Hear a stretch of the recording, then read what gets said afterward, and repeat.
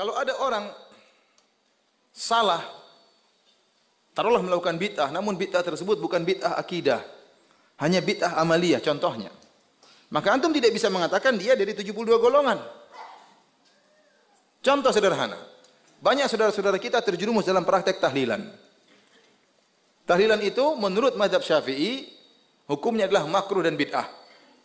Dan ini dalam buku Imam Nawawi makanya saya sering tantang, datangkan ulama Syafi'iyah satu saja yang mengatakan tahlilan hukumnya sunnah, datangkan.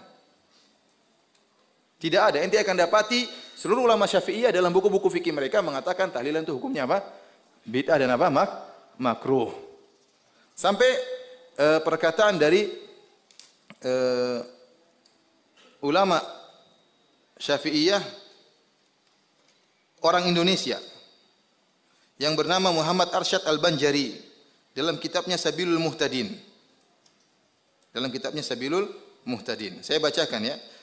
Halaman 503. Sabilul Muhtadin ini Muhammad Arsyad Al-Banjari, ulama besar ya, yang kemudian terkenal di Banjarmasin sampai sekarang punya masjid. Ada nama masjid namanya Masjid Sabilul Muhtadin. Dia punya buku kitab fikih. Dia berkata, sunat bagi seisi kampung yang kematian dan seluruh keluarga sekalipun jauh membawa makanan untuk keluarga yang kematian, untuk makanan mereka pada siang hari dan malamnya, atau untuk selama mereka masih dalam keadaan bersedih, hendaklah mereka selalu makan untuk menjaga keadaan kesehatannya. Dia jelaskan sunnahnya kayak apa. Sunnahnya kasih makanan sama mereka, bukan mereka bikin makanan. Sunnahnya keluarga jauh pun membantu mereka. Jadi karena mereka dalam kondisi susah, diberi hiburan dengan berikan makanan, mungkin diberikan bantuan uang, karena mereka terkena musibah. Orang kena musibah kita hibur dengan beri apa? Makanan. Bukan sebaliknya, mereka kerepotan. Kemudian beliau berkata, makruh lagi bid'ah bagi yang kematian membuat makanan untuk dimakan oleh orang banyak, baik sebelum maupun sesudah mengubur, seperti yang kebiasaan dikerjakan oleh masyarakat. Ini ulama Syafi'iyah ini, orang Indonesia. Dia bilang, mengatakan seperti kebiasaan yang dilakukan oleh apa? Masyarakat. Jadi maksud saya, ya, perkara ini perkara yang ma'ruf, ya, dalam mazhab Syafi'iyah bahwasanya membuat acara makan-makan setelah kematian hukumnya apa? Bid'ah, makruh. Taib, kalau ada orang terjerumus dalam hal tersebut, melakukan hal tersebut, apakah kita vonis dia sebagai ahlul bid'ah?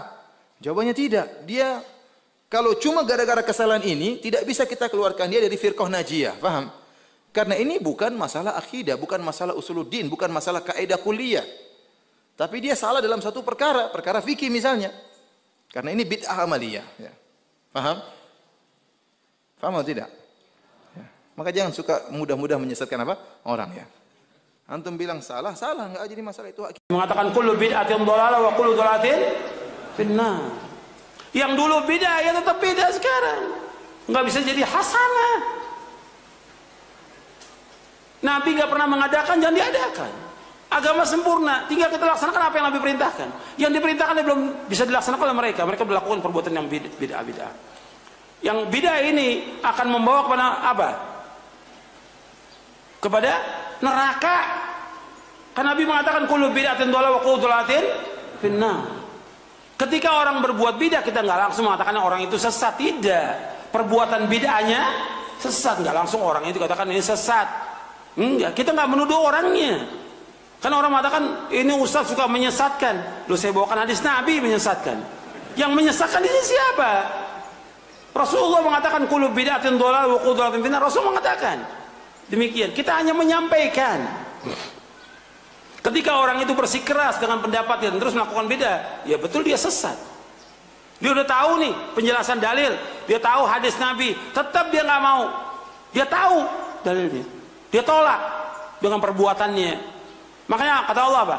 Falamma zagu azagallahu qulubahum. Wallahu yahdil qaumul fasiqin.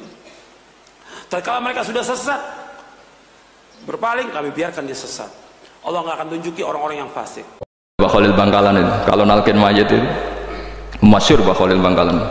Tidak nalkin mayit itu. Yo kan yo, aku sibuk urusanku akeh, takoki malaikat ngenteni Mbah Khalil, tinggal mirip. Sing ngono tok, ngonalkin meneh.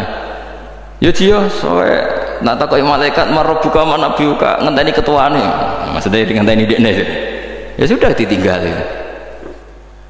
Ya orang ditakoki wong dene orang kabudut. Pokoke diwarai kabeh. Nah, terakhir beliau rada modern. Ngenteni ketua rombongan kok. Jadi nanti yang jawab itu ketua rombongan. Tapi aja tiru kan ngomong takoki malaikat ngentosi Gus Bah. Aku teko tutuki mawon Gusti. Sewen. Yakin menggorokin ngomong ngoten kalau ngomong kan akhir. Kamu tahu kan tugas standar Anda apa? Ya tugas standarnya bukan akhir ini nuduki iku biasa ya.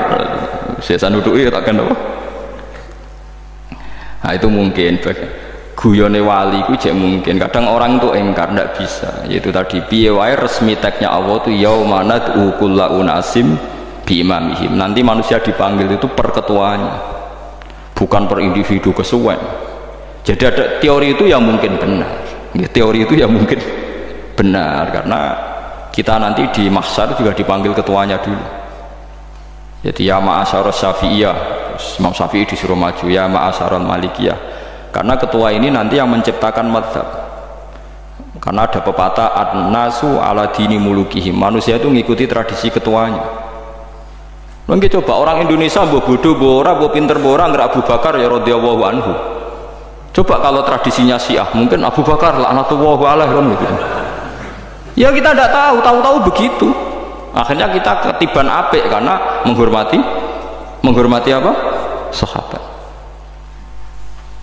Artinya ketua itu penting, menciptakan suasana ketua itu penting. Coba kalau tanpa ketua, mungkin kita tidak punya tradisi. Makanya dipanggil itu ketuanya. Paham? Makanya sampean milih ketua itu yang benar. Setidaknya orang ikhlas, misalnya rapati bener penting ini ikhlas. Ngeri itu kalau pas sampean dipanggil nunjuk ketua itu, kemudian ketua partai, wah panggil pangeran bingung teman. Ketua sopo nyebut ketua partai. Ketua partai dia itu pangeran Melayu, wah ngadepi pangeran meriang betul. Paham ya? Jadi nanti sampean itu ditanya itu lewat nopo ketua. Terus ketua nanti itu ngecek ada nur yang dipakai alamat dia ngikutin ndak. Nah yang paling ngeri ya termasuk Rasulullah itu nanti pakai standar itu. Inna umati yut'auna yaumal qiyamati hurran muhajjalin min atharil wudu. Itu kan ada tanya jawab sama sahabat. Kata Rasulullah, kamu tidak usah khawatir kalau saya meninggal saya itu baik. Hayati khairun lakum wa mamati khairun lakum. Saya hidup di antara kalian ya baik, setelah saya meninggal juga baik.